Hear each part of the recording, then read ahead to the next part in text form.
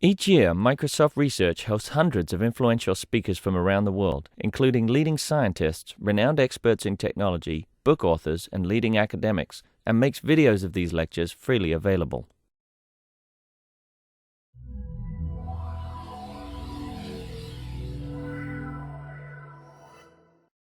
Okay, let's get started. Good afternoon. Welcome. For those of you just coming in, if you'd rather not stand in the back of the room, it's getting kind of crowded back there, we actually have an overflow room right next door that you can go sit in, and we'll be showing the whole thing in there as well. So feel free to use that room if you want to. Welcome. My name is Kevin Schofield. I work here in Microsoft Research, and it's my honor and privilege to introduce Dr. Nathan Myhrvold, who's visiting us as part of the Microsoft Visiting Speaker Series. He's here today to discuss his new 6-volume, 2,400-page Modernist Cuisine, The Art and Science of Cooking. Looking to reinvent cooking, science-inspired techniques reveal how to prepare food that ranges from the otherworldly to the sublime. This book is a truly unique contribution to the craft of cooking and our understanding of its underlying principles. Nathan is CEO and a founder of Intellectual Ventures, a firm dedicated to investing both expertise and capital in the development of inventions. In addition to stimulating the inventions of others, he is himself an active inventor with nearly 250 patents issued or pending, including several related to food technology. I bet you find that difficult to believe. He's probably going to be mad at me for saying this, but Nathan is really a true Renaissance man. He earned a doctorate in theoretical and mathematical physics and a master's degree in mathematical economics from Princeton University, and has since extended his research interests to other fields. His work has been published in Science, Nature, Paleobiology, the Journal of Vertebrate Paleontology, and the Physical Review, and he's contributed articles to the Harvard Business Review, the Wall Street Journal, Fortune, Time, and National Geographic Traveler. As most of you know, in a prior life, Nathan was the first chief technology officer at Microsoft, and back in 1991, he founded Microsoft Research. Nathan has been quoted as saying that he left Microsoft in 1999 because it was getting in the way of his cooking. But we're thrilled to welcome him back today. Please join me in welcoming Nathan Myhrvold.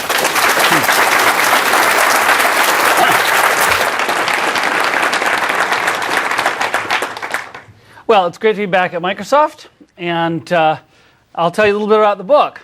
So here is a picture of it. It's quite a thing.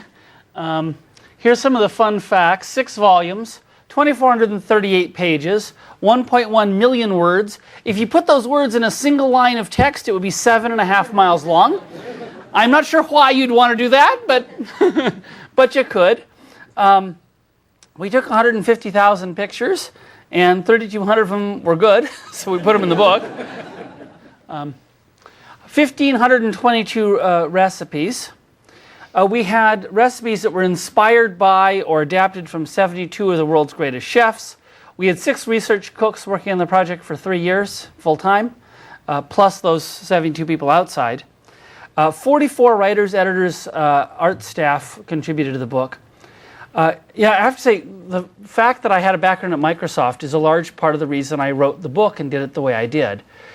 Because I realized at a certain point that there was an opportunity to do a book like this, but it wasn't an opportunity to write a book by yourself. Because it was too big, and there's no way that a single person could have done all of this.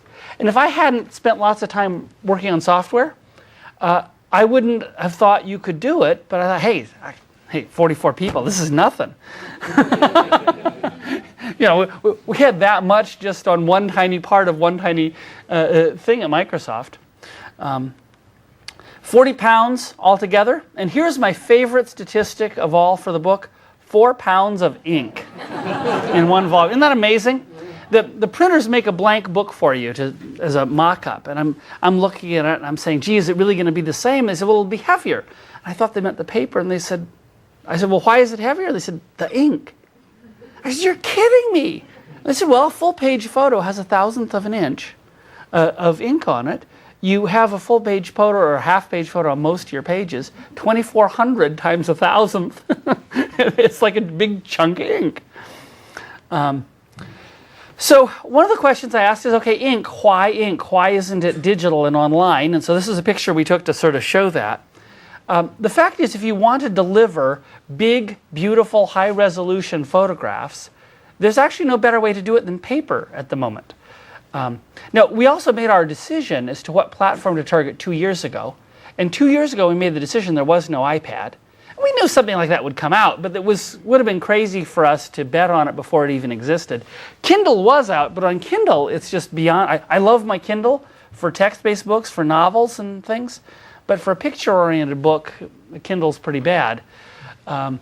You could make an interactive version of the book, of course, and I think we will eventually. But a lot of people have this attitude of, oh, you should have made it interactive so it could be cheap. And I say, boy, you don't understand how that works.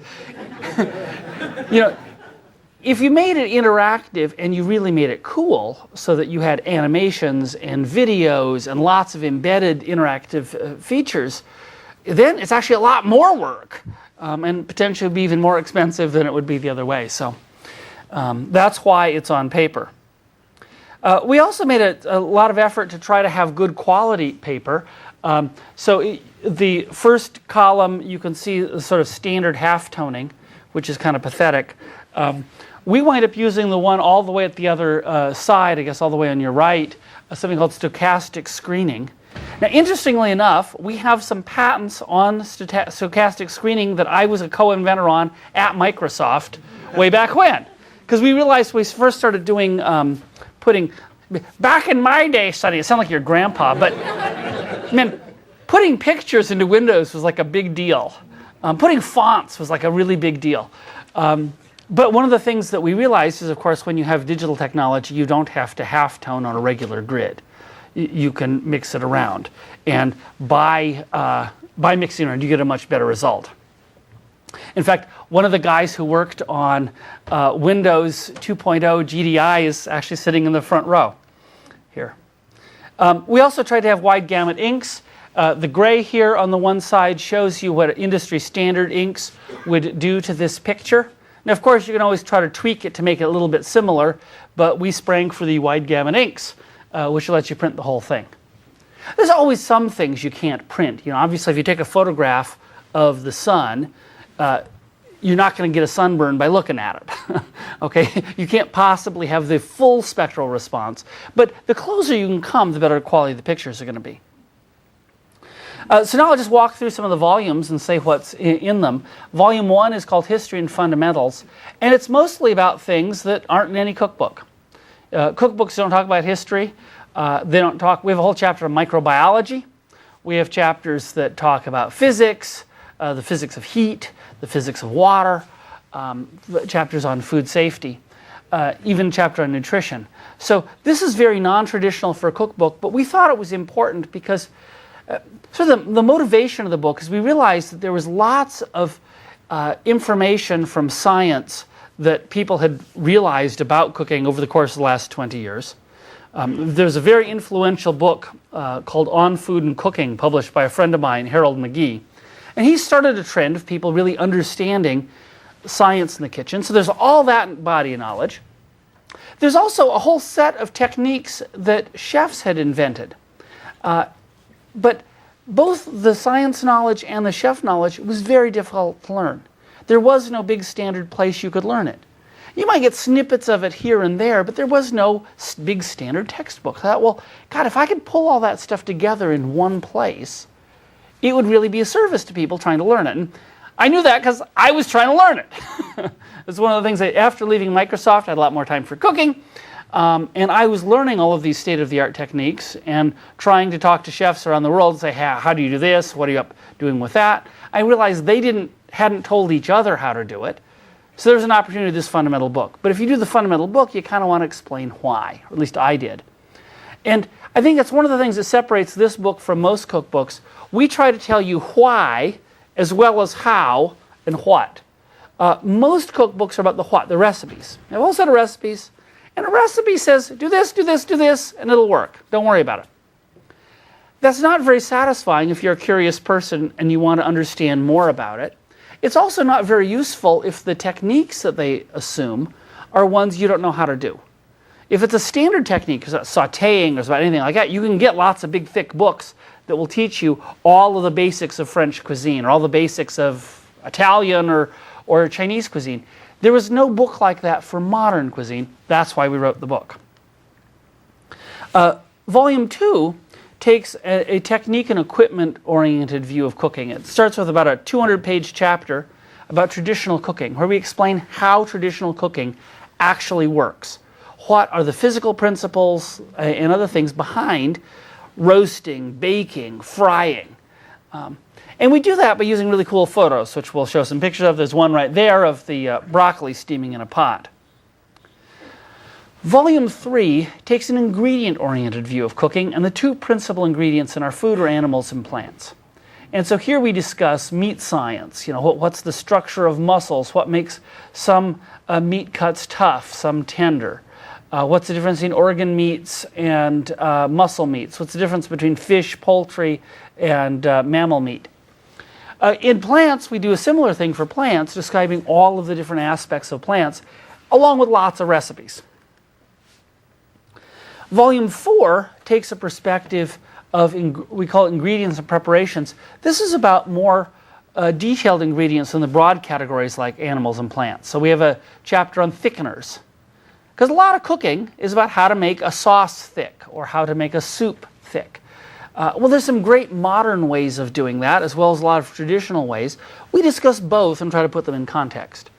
Emulsions are another example of a chapter in here. Now, mayonnaise is an emulsion. Cream is an emulsion. Right? The milk, in fact, is a natural emulsion. It comes out of the cow that way. Understanding how you make emulsions. You take oil and water, two things that really don't want to mix, and you sort of make them temporarily mix, is a really important part of cooking. So we've got a chapter on that, as well as chapters on gels, on foams. Finally, we have chapters on wine and coffee, because those are really important beverages, or important part of cooking. But they're treated very differently. Wine is treated almost like it's a separate topic from cooking, and it's almost a religion. You know, you're supposed to sort of bow and be respectful to the bottle of wine. We have a technique we discuss called hyper-decanting. This is where you throw wine in a blender and hit it on frappe. So it's kind of a very irreverent view of wine. We also have a chapter on coffee, because damn it, we're from Seattle. And one of the things we say in the book is that most great restaurants in the world, most Michelin 3-star restaurants, the best restaurants in the world, have coffee that would not be fit for a street vendor in Seattle. Because if you're a street vendor in Seattle, you have to have really good coffee. And so we describe state-of-the-art espresso technique and lots of stuff about all the details of making coffee. Finally, we have two other volumes. Volume 5 is called Plated Dish Recipes. This is the only volume that really looks like a cookbook. If you go to a bookstore and you open up a cookbook is supposed to have a big full-page picture of the food on one side and the recipe on the other side. And you flip the page and there's some more and so forth. So we actually have that here because this volume, although there's literally more than 1,000 recipes up to this point, this volume describes them in the terms of whole plated dishes or whole meals. Throughout the rest of the book, we'll say, here's a great way to cook chicken. Here's a great way to make a sauce.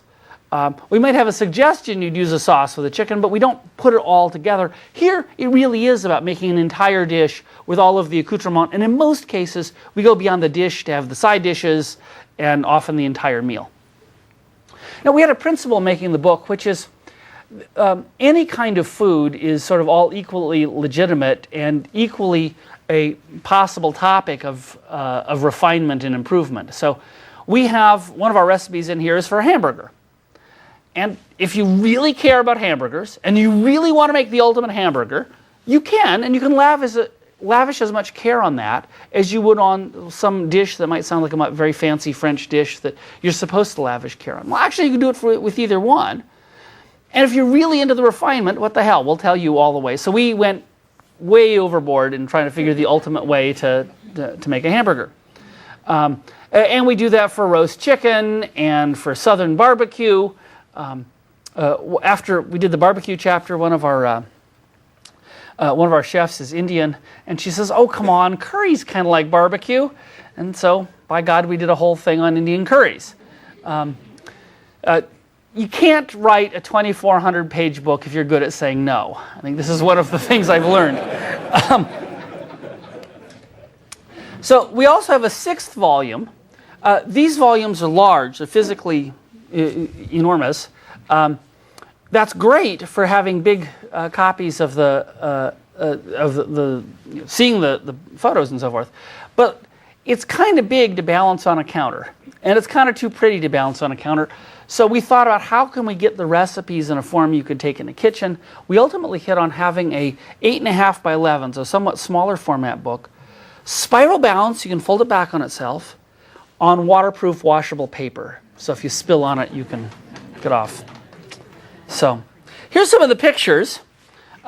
We hit on this idea early on of what we call the cutaway photo, where we show you the magic view inside food while it cooks.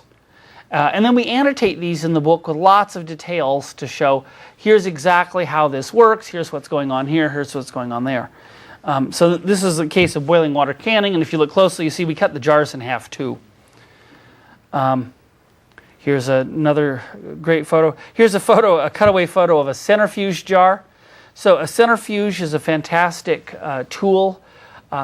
It spins liquid in these little jars, and it spins them fast enough that they experience a force equal about 40,000 times Earth's normal gravity.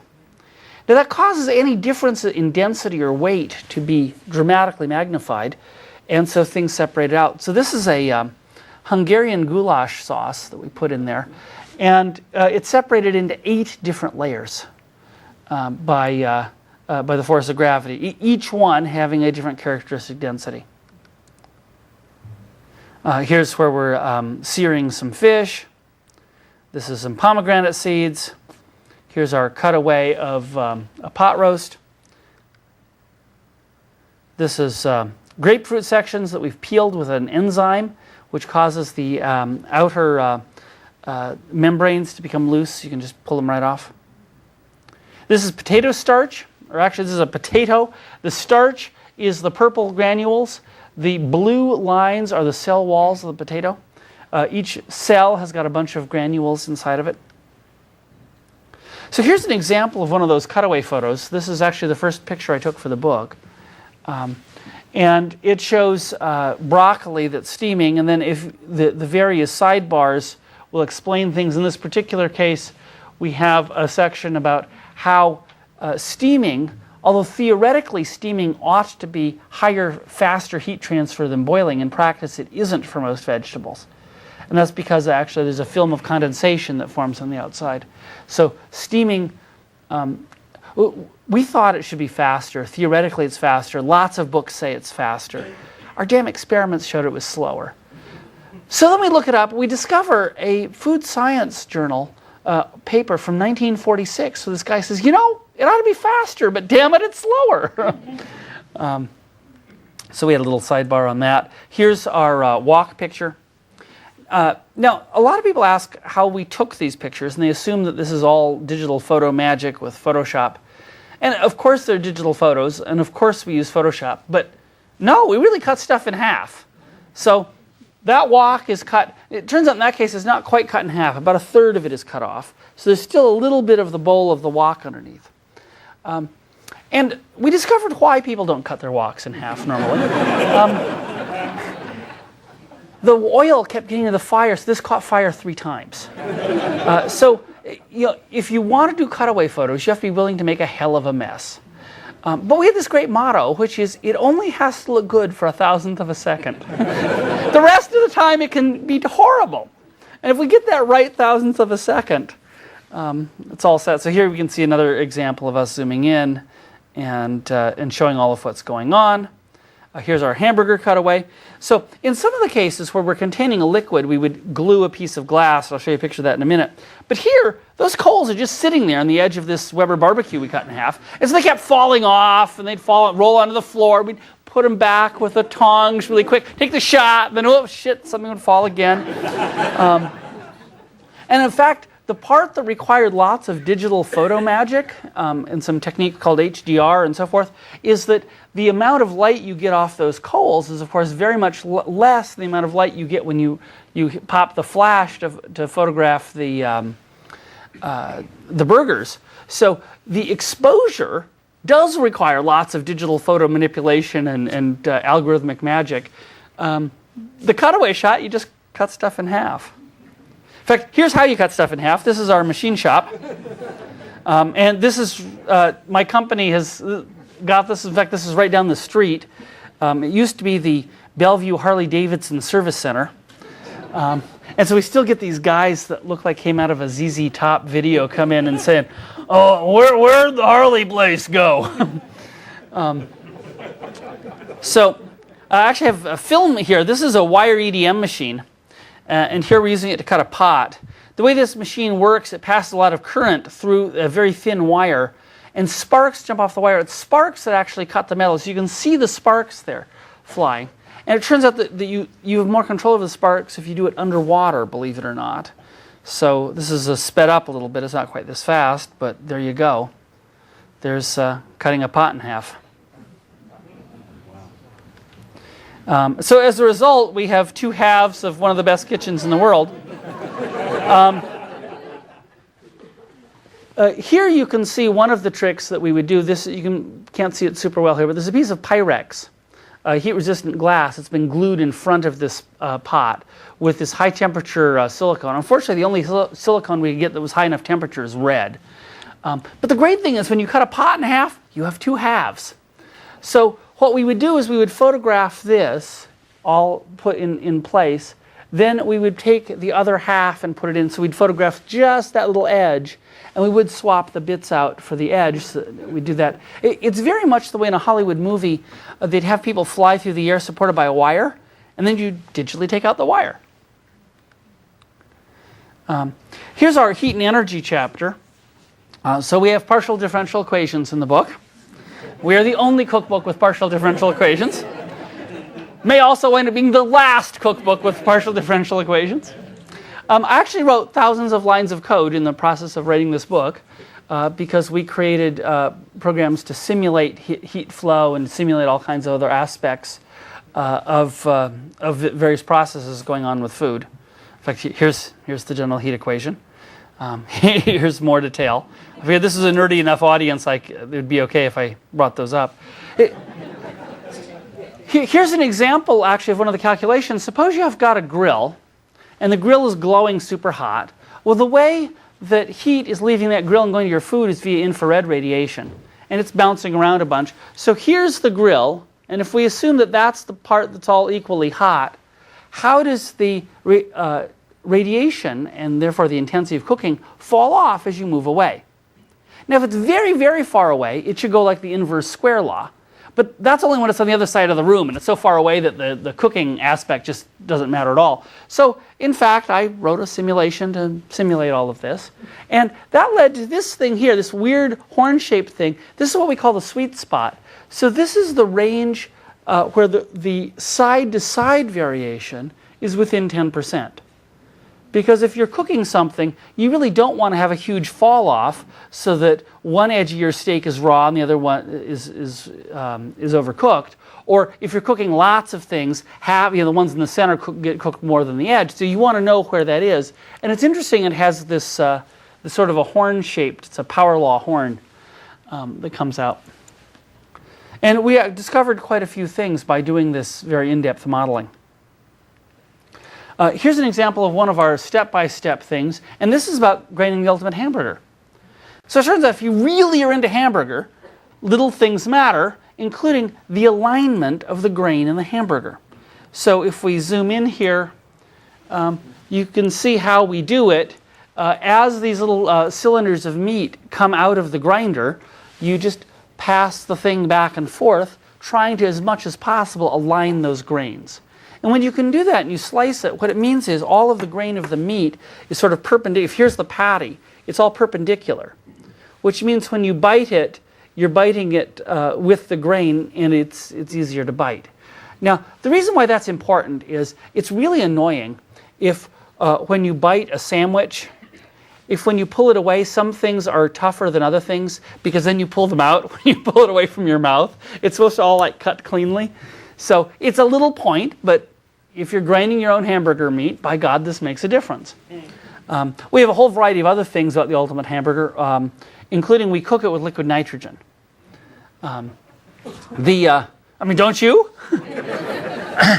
So the best way we found to actually cook the meat is to first cook it via a technique called sous vide.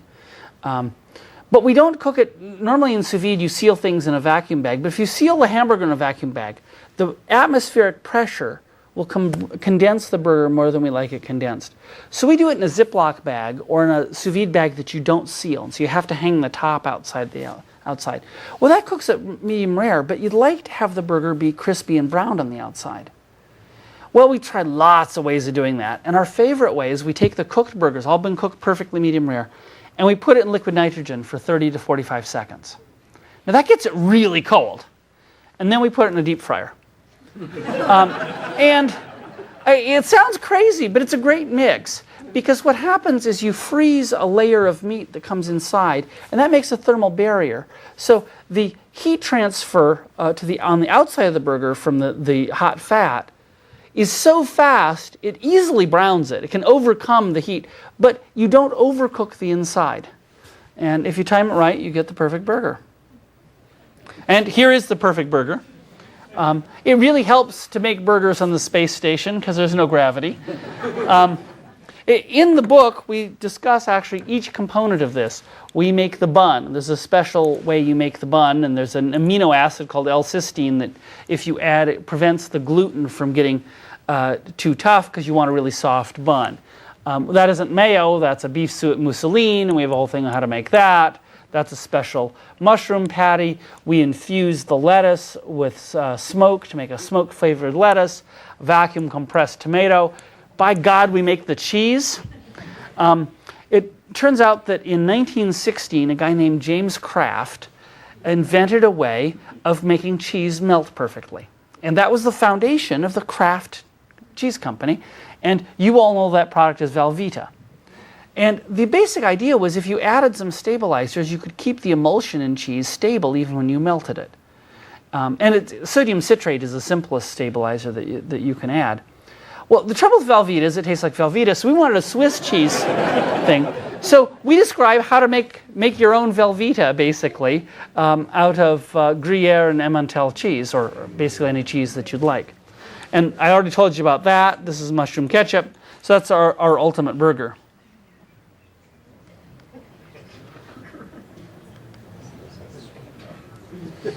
Come on, you can do it. There.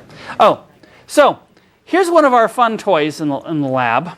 We have a video camera that will shoot at HD resolution. I'll do that one more time just because. Whoops. So the part I love about this is nobody's told the water it's time to fall yet. So this is very much, as a kid, I'd watch these Wile E. Coyote cartoons, and the coyote runs off the cliff but doesn't fall until he looks down. Well, evidently the water isn't going to fall until it looks down. The reason for that is actually quite interesting. It's because the balloon has a little mass. Now watch this closely and I'll tell you what it is. So we have a chapter on gels. And I decided no chapter on gels would be complete without a recipe for ballistics gelatin. So, by God, we have a recipe for ballistics gelatin. I figured, hey, on CSI or Mythbusters, we all see ballistics gelatin. Well, we made a block of it. We have a high-speed camera. Pretty soon, someone's going to go get a gun. Watch closely. This is a kernel of popcorn. Watch it expand and expand and expand, and voila. So the point behind this is that when water boils into steam, it expands by a factor of 1600. What's happening here is this little jet, you can't see it, but there's a little jet of steam coming out. You can watch this expand as it's trying to relieve the pressure. It can't relieve it fully, and so it expands and explodes. And so that's how popcorn actually works. And we use this as an illustration of the book of this important principle, because that water expanding by a factor of 1600 is super important in cooking. That's why it takes so much energy to boil water. That's why pressure cookers work, and there's a whole variety of things that's essential to. Well, if you want to make an omelet, you got to break a few eggs.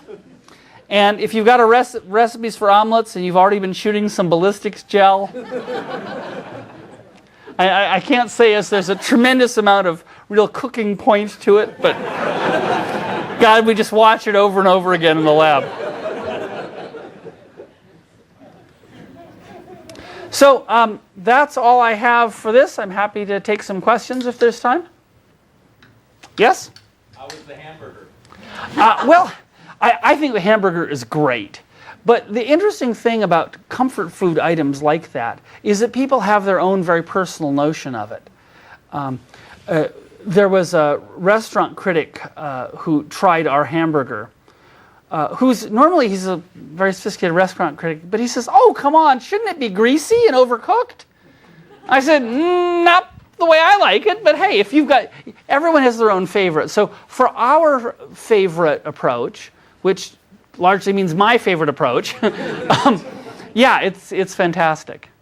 But you really have to appreciate the subtleties. There's plenty of burgers that are really good, they just aren't that good. Yes? Of course, if you take it really professionally, you could possibly grill burgers in the exhaust fuel of the rocket engine. But how much of that is actually implementable by mere mortals? If I were to actually buy it. There's no mortals here. You all work for Microsoft. Right. Okay, so that's a really good question, and it's a question I often get. How many of these recipes and techniques can you actually do? And there's a couple of answers to that. So my normal answer is I say about half the recipes in the book anybody could do. If you're willing to go buy some stuff at the kitchen store, but only things at a kitchen store, you don't have to do anything super exotic, you can probably push that to 75%. And that last 25%, that's quite adventuresome. Now, there are people who say, "Oh, well, come on, this isn't really for people at home." But in fact, online, there's a site called eGullet. There's this huge enthusiastic set. There must be 50 or 100 people who are all cooking all these recipes at home. And sitting over here in the front row is Scott Heimdinger here of Microsoft, who's also a Seattle food geek. And he was cooking all these things at home before he even knew how. So it's certainly possible to, there's a liquid nitrogen you can buy lots of places. It's actually very cheap. There's services that deliver it. In fact, because they deliver it to doctors' offices and things like that. And in fact, I get it delivered to my house in Medina. And the guy always says, "I don't have any other homes on my route." Yes, over there. My question is, can you recommend a good Redmond area source for liquid nitrogen? Oh, there's, actually, if you email, see Amy over here, we will send you exactly who we use. Liquid nitrogen costs less than bottled water. Okay? People think it must be really exotic, but 78% of the air in this room is nitrogen. And all you have to do is make it cold and it becomes this liquid. And it's great fun. And people think that it's like really dangerous. If you work hard enough, anything can be dangerous. But if we had liquid nitrogen, I'd stick my hand in it. I'd pull it out really fast afterwards. But I would stick my hand in it, whereas you would not get me to stick my hand into a deep fryer, for example. Yeah, down there? How much space do you devote to baking? None. So you asked how much space do we devote to baking. Although I found it hard to say no to things, we had to draw the line somewhere. So we have, in principle, we have no coverage of baking, pastry, or dessert. Now, in practice, we cheat a little bit. So we do have the hamburger bun. We have one or two other bread recipes in the book. We have no dessert, except we have about 3 or 4 ice creams, and we have a creme brulee and a this and a that. So we probably have a half a dozen really cool dessert things, but mostly we don't do that. It's one of the possible things we will do next is to do a pastry baking and dessert book, although we haven't officially decided to do that yet. One of the really frequent questions I get is people say, "So the book's done, what next?" And I say, "How about what I'm doing right now?" Because, in fact, I'm going around talking to people like this all the time now, and probably will through the end of the year. Yeah? Most surprising kitchen myth debunked for you as you did the research? So there was a bunch of kitchen myths that we already knew about that other people had debunked. Probably the single most surprising one for us, I'll tell you two. One is that plunging things into ice water doesn't stop the cooking. Everyone thinks that, oh yeah, you plunge into ice water to stop the cooking. And it's a logical fallacy that's very similar to Galileo disproving that heavier objects fall faster. It made perfect logical sense that heavier objects should fall faster, right? They're heavier. Only it turns out The world doesn't work that way. Well, in the same way, if you imagine a piece of food, imagine this as a piece of food. Heat is moving from the outside in while you're cooking it, because the outside's hotter. If you're not still cooking it, it's done cooking. The heat is going to move in at a rate that depends on several things, but it's primarily bottlenecked by the thermal conductivity, or something called the diffusivity of the material. So it's moving at this characteristic rate. So if I imagine a pulse of heat here at the outside, that pulse of heat will move to the inside at this rate. Well, now suppose I plunge it in ice water. Now I'm putting a pulse of cold in, which is negative heat, but colloquially we could call it a pulse of cold. It moves at the same speed. So it can't ever overtake that. So if by what you mean by stop cooking is you want to stop the maximum temperature that the interior reaches, it will always reach the same temperature. And it's exactly like saying, suppose that you and I are both driving somewhere, and we both go 30 miles an hour, and you leave 5 minutes ahead of you. Will I ever catch you? No, I can't. And for this reason, you can't ever catch it. But I discovered this. It makes perfect sense after the fact. We discovered this while I was doing modeling. I was curious about this, and so I did a mathematical model of it, and it showed, and then of course we tried it, and it kind of has to work. The other great one is there's a cooking method called confit, where you cook things in oil or fat, and any chef will tell you that there's a characteristic texture, this wonderful, rich, silky texture you get to meet by cooking it slowly in fat. It's complete bullshit. I love confit. I love eating it. It's fantastic stuff. But I was wondering, when we were writing the meat chapter, how the hell does that work? How does the oil get inside, all the way to the center? It couldn't possibly, because the oil molecules are really big. They couldn't diffuse in. There's nowhere near enough time. So it couldn't possibly be true. So we did a bunch of blind taste tests where we would take the same meat. The traditional thing to do in France is duck legs. So we take duck legs. We would cook it traditionally immersed in fat, and then we also would steam it. And as long as we kept the time and the temperature the same, in a blind taste test afterwards, none of us could tell. So there wasn't. Now, I tell this to chefs, and they get almost violently angry and say, I don't agree with this. And I say, well, that's your first problem, because this isn't about agreeing. Okay? You should try it. And if you try a controlled experiment, nature is right. It doesn't matter whether you agree or disagree. Now, if you try the experiment and you really feel you can tell, well, great, that's great for you, but you have to take an empirically oriented view of this. And that's one of the interesting things in the book, and it's one of the interesting mindset issues, is if nature acts a certain way, that really is the way people work.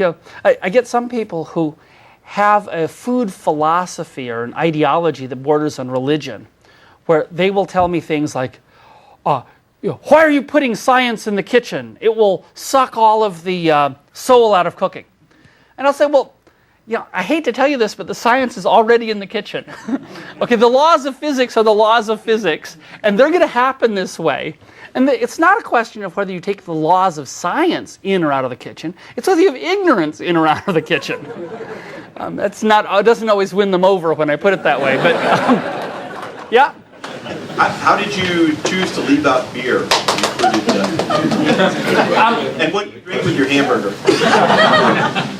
So, I'm not that much of a beer drinker. I think that's probably why we left beer out. But the other reason is we weren't making wine, nor would we be making beer. Mostly what our wine chapter is about is debunking lots of myths. And frankly, there's fewer myths about beer. But beer is a little bit more straight up the way it is, whereas, so we have a big section where we discuss the subjective nature of wine tasting. And there's all these wonderful experiments that have been done. There's a French psychologist who did a set where he would take white wine and food coloring and dye the white wine red and then offer the same wine, 2 different colors, to a bunch of wine experts and get their opinions. There's another great experiment where they took a big vineyard. It was Chateau Latour. And there's a second label called Le Fort de Latour, which is about 1/3 the price of Latour. And so they did these things called triangle tests, which we discuss in the book quite a bit. And you should try this with any food that you're interested in. You take, you have one person make 3 samples of 2 different foods. So one of them is repeated. And the question is, can you tell the odd man out? Which one is different? And of course, you have one person prepare it and someone else do it blind. And it's amazing how much your senses can be fooled by the order in which you taste things, by lots of other stuff. And it's amazingly hard to pick that one thing that's different. Obviously, there's a strong difference you can, but if it gets subtle, you can't. So in this one test, Le Fort de la Tour could be told, which one was that? It could be told about 40% of the time.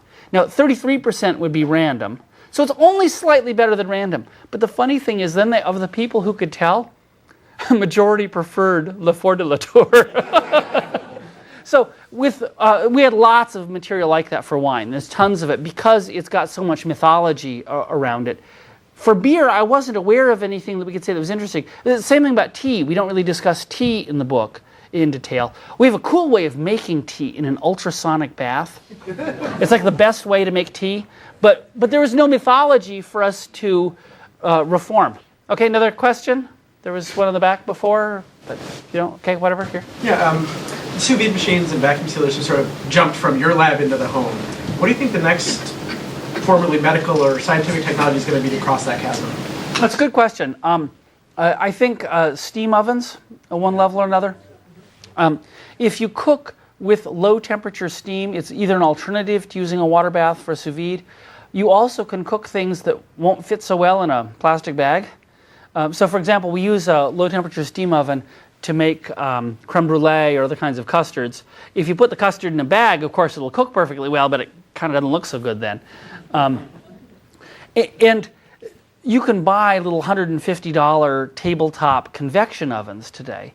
There's no fundamental reason that couldn't be a steam oven in a few years. So I think that's one that would be pretty easy for people to accept, maybe even easier than a water bath. Another one is called a rotor-stator homogenizer. So in a blender, you got some blades that spin around.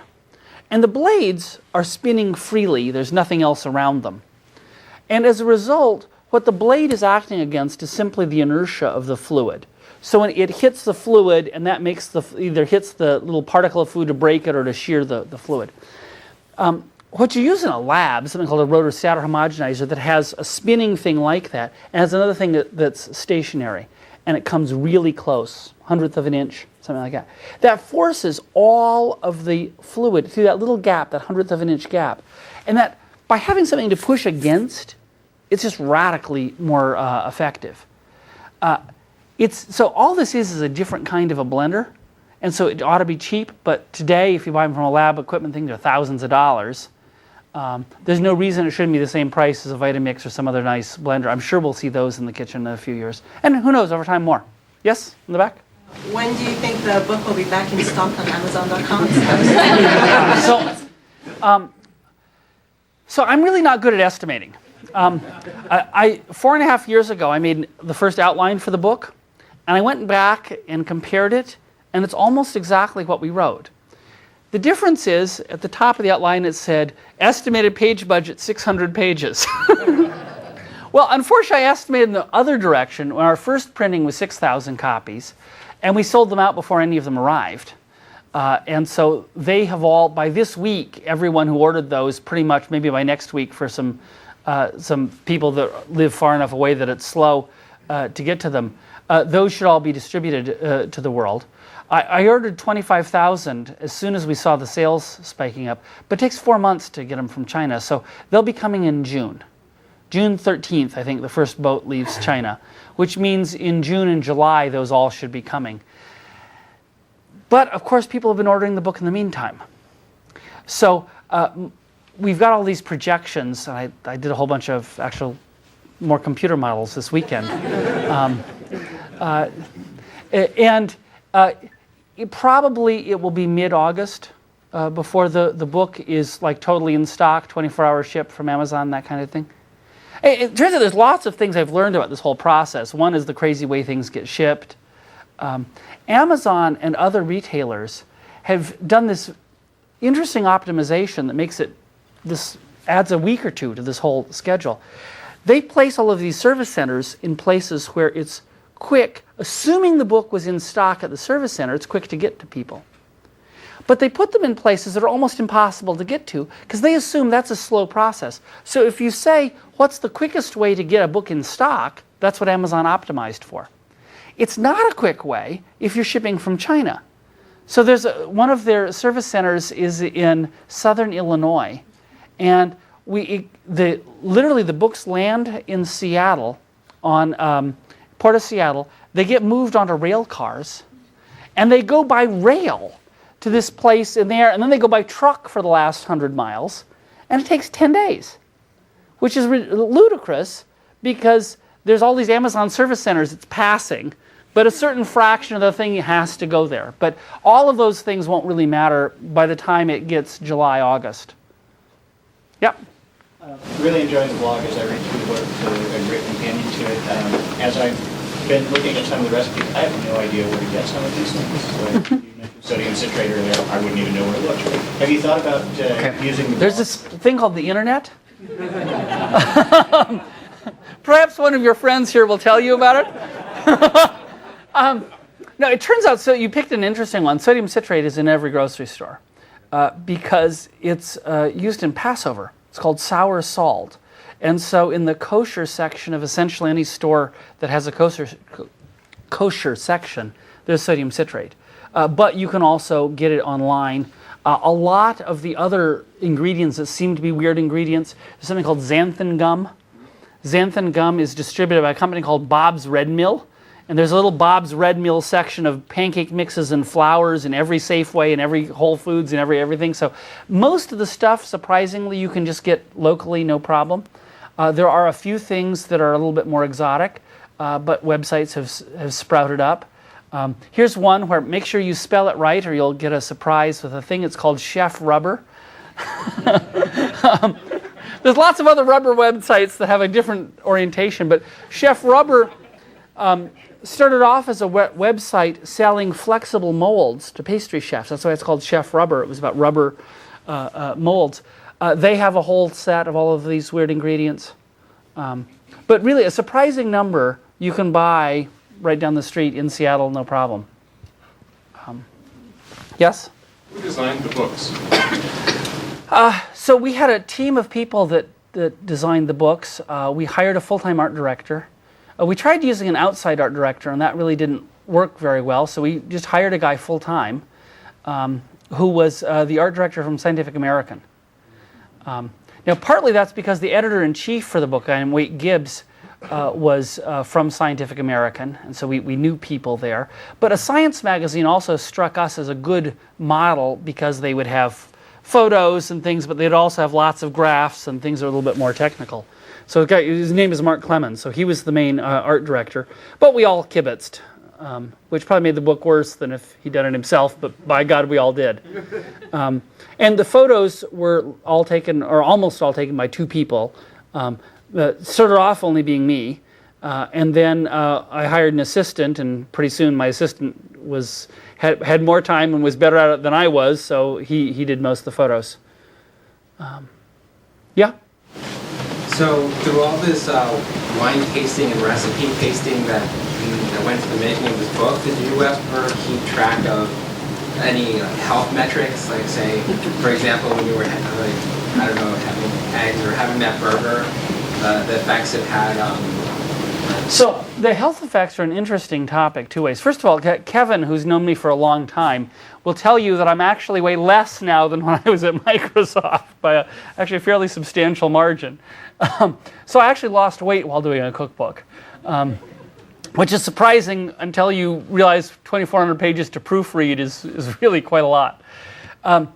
We have a whole chapter called Food and Health. And the reason we have the chapter on Food and Health is initially because people said, oh God, you've got this stuff called xanthan gum, and isn't your food all full of chemicals? We'd say, yeah, and it's actually full of elements too. Because, of course, everything is a chemical, but we took it seriously, so we wrote a whole section on what are the health implications of these things like xanthan gum, which are weird ingredients that you've not heard of, or agar or other things. And it turns out those have been, the difference between these new ingredients and older things is the new ones have been tested. And so you actually know they're safe, and the old ones you frankly don't. Most things we eat fall, for the FDA, they fall under a category called GRAS, generally recognized as safe, which means no one ever tested it. A lot of people believe that if you took sucrose, ordinary table sugar, and you subjected it to the full battery of FDA tests, it would not pass. Because it causes cavities, it causes these things that it undeniably causes, and so people would vote not to allow us to have sucrose. It's not such a crazy thing because 150 years ago, sucrose was bought in an apothecary store. It was treated like it was a drug or an unusual ingredient, and it was only when people found ways of making it really cheaply that in fact it moved over to become something that was a really common food item. So then after doing the stuff on those ingredients and having a whole thing discussing the scientific evidence, I had someone say, okay, fine, I got it. You're not going to kill me with a xanthan gum. Xanthan gum is fine. Actually, xanthan gum is made by bacterial fermentation, so if you don't like it, you better not have vinegar, because vinegar is also made by bacterial fermentation. Very similar process. Okay, so this person said, look, you're not going to kill me with xanthan, but you still have foie gras and butter, and isn't this just horrible? So we decided to say, well, let's look up all of the best statistical evidence on those things. And we discovered that, in fact, many of the things that sort of everyone knows are bad for you, in fact, there's very little or very weak statistical evidence that it is bad for you. So, for example, there is no correlation, no statistical correlation between eating saturated fat and either heart disease or cancer. Now, we all know in quotes, that the opposite. You're supposed to eat low-fat this and so on and so forth. But it turns out the best current statistical studies show there isn't any correlation. There's no correlation between eating fiber and colon cancer. And in fact, we tell that whole story in the book because it's sort of an interesting story. A British surgeon had this idea, just his random idea that maybe fiber would reduce it. He never did any tests. He wrote a popular book on it. And the thing that really made fiber take off, which has made many of these other things take off, is a food company, in that case it was Kellogg's, decided they would start advertising that Raisin Bran was good for you. And the FDA didn't stop them. And when they didn't stop the health claim for fiber for that, that caused a tremendous number of food companies to jump on the bandwagon because health is the way they can sell you a bunch of stuff. And they took a bunch of sawdust and they put it in your yogurt and your muffins and everything else so they could say it was high fiber. And even if natural fiber was good for you, it's not clear that the fiber supplements they put in, which literally was sawdust and things like that, was going to do the same thing. Well, it takes a long time to test these things, and people did eventually do 4 different, very controlled, very good studies of fiber in the diet and its effect on colon cancer, and it has none. 0. But here's one that's even worse. There's a study called the Nurses Study that studied the health of 86,000 nurses for 25 years. And it was one of the big landmark diet and health studies. One segment of the nurses ate butter, the other ate margarine. And in that era, the reason you would eat margarine, the primary reason, was it was polyunsaturated, so it must be better for you. Only in that era, margarine was made of trans fats. So in fact, the butter eaters had no higher coronary death rate than anyone else, and the margarine eating group had 4 times the death rate. So in fact, well-meaning people saying, oh, you ought to eat polyunsaturates, killed a lot of folks. Because they had people, and not only did they kill them, they made them eat margarine first. So, anyway, it was a controversial chapter. Some of the people in the book team said, look, why are we going to pick a fight with this? You're going to have lots of activists that get upset. I said, look, our book is for food lovers, and if I tell them that bacon is not so bad for them, how mad are they going to be? Okay, one more question. Yes? What's your favorite recipes from the book? And why? Favorite recipes? Probably the one, well, here's one definite favorite is the one I cook for myself most often, and that's a scrambled egg recipe that we have in the book, which I make a couple times a week. And I'll tell you the key secret of it right now, and you can do it all at home, because half of it is about how the ingredients and half is about equipment. So on the ingredient side, if you're making a 3-egg scrambled eggs, throw 1 egg white away. So 2 whole eggs and 1 egg yolk. It makes it yellower, it makes it creamier. To my taste, it's infinitely better scrambled eggs, no matter how you cook it. The next thing we do is we cook it in a steam oven or a sous vide because we can control the temperature exactly. And that always makes it perfect every time. So that's probably my single favorite recipe. And it involves nothing very exotic, but that's okay. Okay? Terrific.